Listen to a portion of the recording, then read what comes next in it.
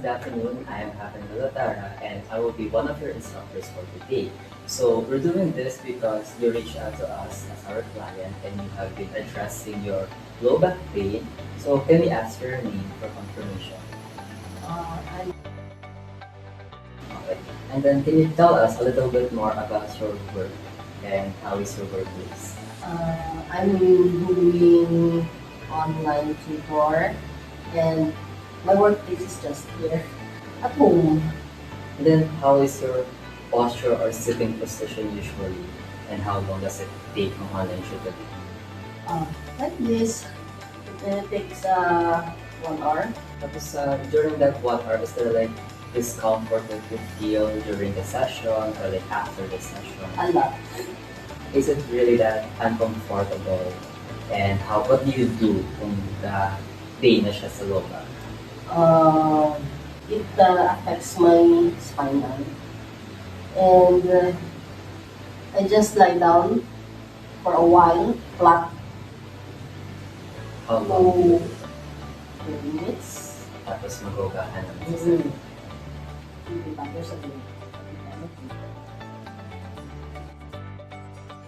So after the details you have shared with me, we can see that the reason why you have low back pain is because syempre ilang hours ka kasi tapos ang posisyon mo slouch ka pa, gano'n, wala ka curve ang low back. And then, that's why we're here today. We're going to help you address that issue and what we can do to make adjustments sa workplace mo to fit you better and help you feel better. So here, teaching a middle-aged working adult how to reduce low back pain during prolonged sitting. So first, let's formally introduce the team who will be helping you today. So we have here Ms. Diaz, Tara Lara, yours truly, Galatara Havenja, and Mr. Lariosa for Jared. So for our objectives today, we hopefully wish to achieve after our lecture is first, at the end of the learning session, you will be able to do the following. Apply proper sitting posture and ergonomic workstation setup in your daily work and activities, thereby reducing the occurrence of low back pain. And then, the second is perform proper sitting posture correctly from start to finish during your session of online tutoring. Third is demonstrate with confidence the 3 movement exercises that we will be discussing later. So those are the pelvic tilts, trunk rotation, and standing back extension to help address your low back pain. And then lastly, arrange your workstation ergonomically by adjusting your chair height, your screen level, and the keyboard or mouse position parallel within the 1 hour or more session. There's reduce low back pain. So before we go deeper in our session, we're going to discuss what is low back pain first, what its cause, para we know how to address it properly. Low back pain or LBP occurs in the lumbar region.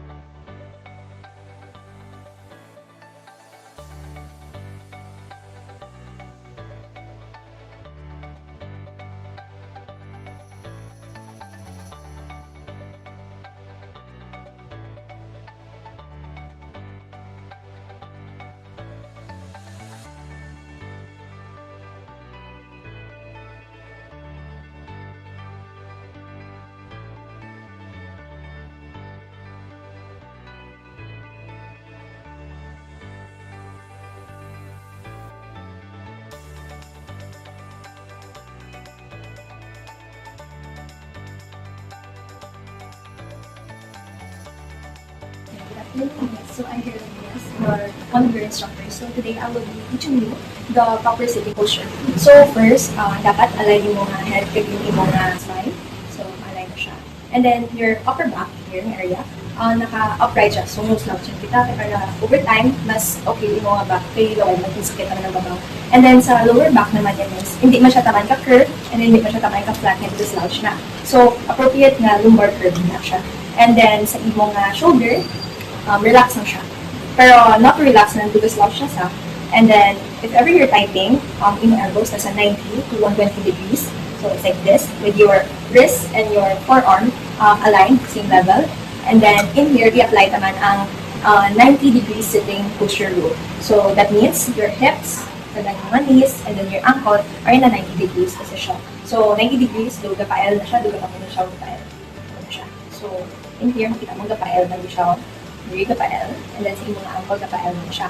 And then, avoid lang miss na mag-cross yung mga knees, ang mga legs, yung mga ankles, kaya masakit na siya, and ma-affect yung blood flow. And then, yung foot, flat siya on the ground. Pero if hindi ikaw kalabot, we can use the footstool. Like if ever the chair is high, pwede mo na siyang kung taas na proban. Given na you're working for many hours, since you're an online tutor, we can use ergonomic tools like the lumbar curve, or if wala ni, ang pillow, rolled na pillow. So what we can do is, derivative up in here. To use this, hindi siya tamaan kataas, dapat ang lumbar pillow, hindi mo siya tamaan kanubo. So appropriate lang siya sa kung diin ang curve sa inyong lumbar. So far, okay man siya. So for your workstation setup, here are the ergonomic tools that we use, which is ang device stand, tapos yung mga mouse and yung keyboard. So we use the device stand para eye level ikaw sa screen, hindi ka mag-lean forward or magdupo kung taman siya kadugo. And then, para ma-maintain ka ang 90 degrees sa mga elbows, kag-alignment sa mga wrist kag sa elbow, we use the keyboard and then ang mouse stand sa ground. So, amo na siya to be rooted good when you're working para ma-avoid ka ang low back pain. So, good afternoon, Miss. I am Richard Dayosa and I am with my team. So, we're going to talk about the movements and microbreaks of the session. So, if ever, Miss, nga after, let's say, 1 hour or 45 minutes ang ating online session, pwede kita ka-take few minutes na walks. And then, pwede kita ka-brush ang tatlo kita exercise such as ang ating pelvic tilt, trunk rotation, and back extension. So, first, ating pelvic tilt, ang ating overall Miss, is example, hold lang kita sa ating hawak. And then, try to siya i-tilt palikod, like this. And then, max hold na kita for ilang seconds. And then, after 5 seconds, let's say, ipakata naman natin ang ating hawak pakata sa tubo. Okay. And then, repeat lang natin ang siya for 5 times. That. And then, that. And while galit natin gina-over ni Miss, i-maintain naman natin yung breathing para at least hindi kita magulayan sa ating exercise. So next naman, ang ating second exercise is trunk rotation. So ang ating overall dali is iput lang ating hands, both hands at ating shoulder level, and then both feet flat sa floor, and then pakatuon ating upper body sa side, and then hold for ilang seconds, and then hold ang breath, and then sometimes release, kata naman sa feet on opposite side, and then hold, and then breathe. Overall lang na Miss for 10 repetitions. Kaya, pwede kita kapaway gamay and then next is ang ating back, ang ating likod mag-extend. So, usually, typically siya nag-in-overall once mag-dugay kita sa pangagapong. Ang overall ta is ang ating back, i-hold ka, and then push ka pasulod, and then extend. Okay. And then breathe, hold for ilang seconds, and then breathe out, relax. Okay. Next, suck again. Breathe in. And then breathe out. Relax. Same man sa duwata exercise, i-repeat lang siya for 5 to 10 repetitions. Para hindi kita maka-feel sa nga back pain once nga do-work kita. So Miss, I think na-tackle naman ang tanan nga pwede naman i-tackle. So, ang ating overall next is ma-return demonstration kita. Pero, hatag kami ample time para mag-practice ka. So, may questions kita, Miss?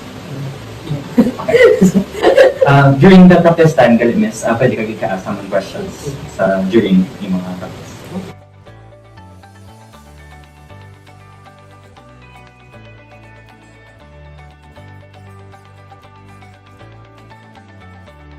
can you show us, Miss, if ano, ang proper sitting posture? Ano yung use ng mga materials para makahelp? Okay, ang lumbar below. And then, here. Good rest. Para maka 90 degrees. And what else? And yung use mo sa iyong mga workstation. Is Stand. stand. Para level. And then, so far, ano makita mo sa iyong mga improvements sa iyong mga pusher compared to ang unang pusher? More comfortable and less pain. Let's see if kaya na natin bro ng exercise nga kita lang. So without na niyo siyang guidance ko, and let's try nga kita ta if nag-retain sa atin ang tatlong exercises na ginawa na. So first, try natin ang pelvic tilt.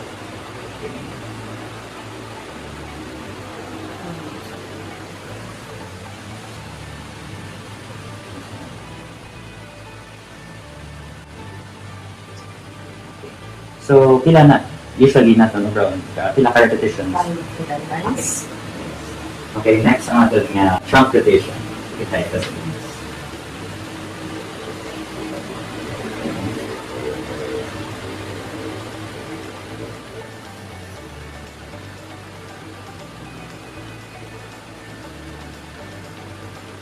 Back extend.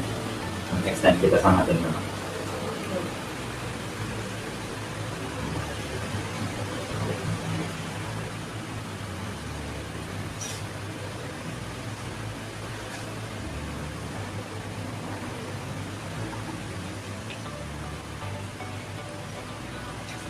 Okay.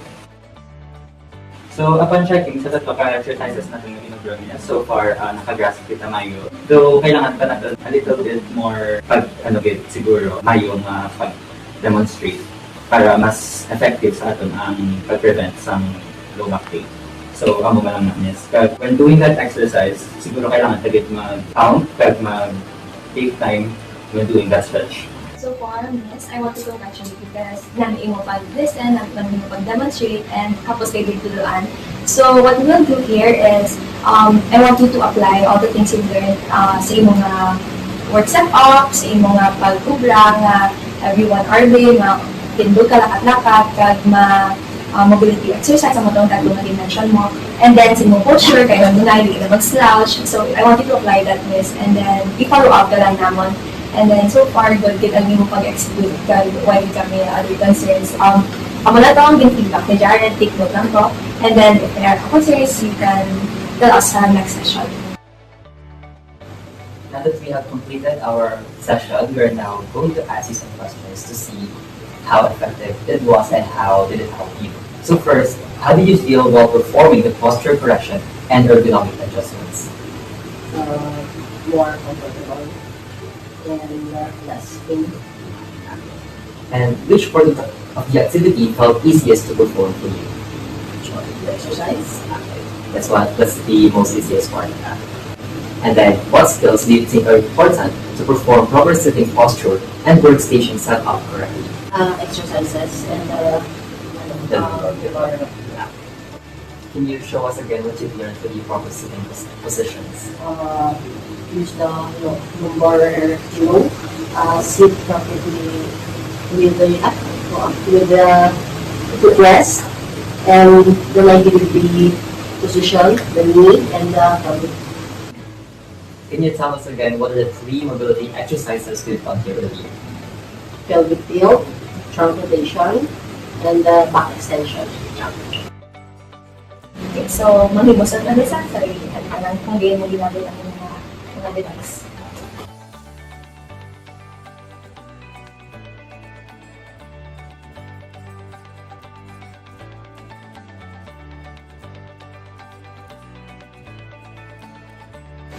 Welcome back, Miss. Luluwalo pa rin ka kasi Miss K, one of your instructors.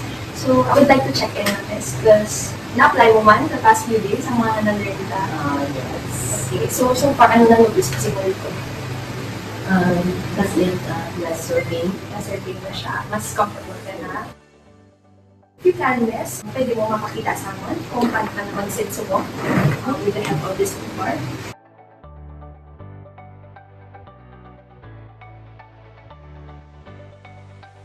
Kung the-type ka rin, paano yung position? So, Miss, I think namin man ang posture, ang pag-execute na sa posture kaya na Miss Carol. And I do think comfortable naman kita, confident naman kita na i-perform ang tatlo of exercise na execute kaya ito po mo for the past few days. So, sige Miss, try natin this. How about i-try natin ang pelvic tilting? So, so mga pila ka-repetitions. 5 to 10. So, mga saan pa tayo siya ginobra ang natin niya? Every after 1 hour online session. So, next naman, try natin ang trunk rotation. So,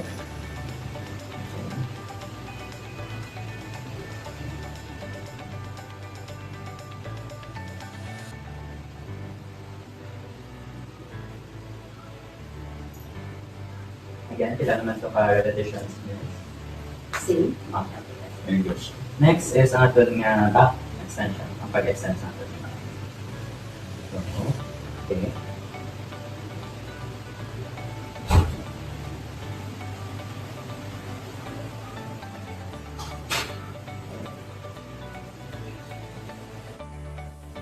Kasi ko, miss, na ma-remember mo pag imala yung gusto ka mo.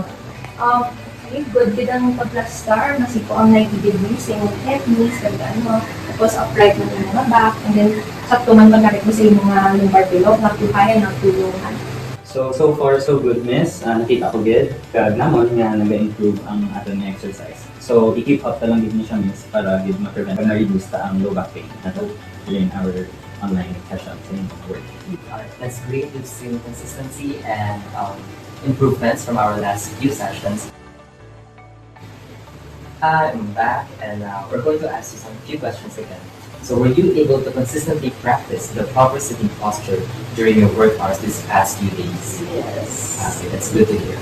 Did you notice any changes in your low back pain since applying the posture and ergonomic techniques? Yes. There's stress now. Reduce ang back pain. And more comfortable.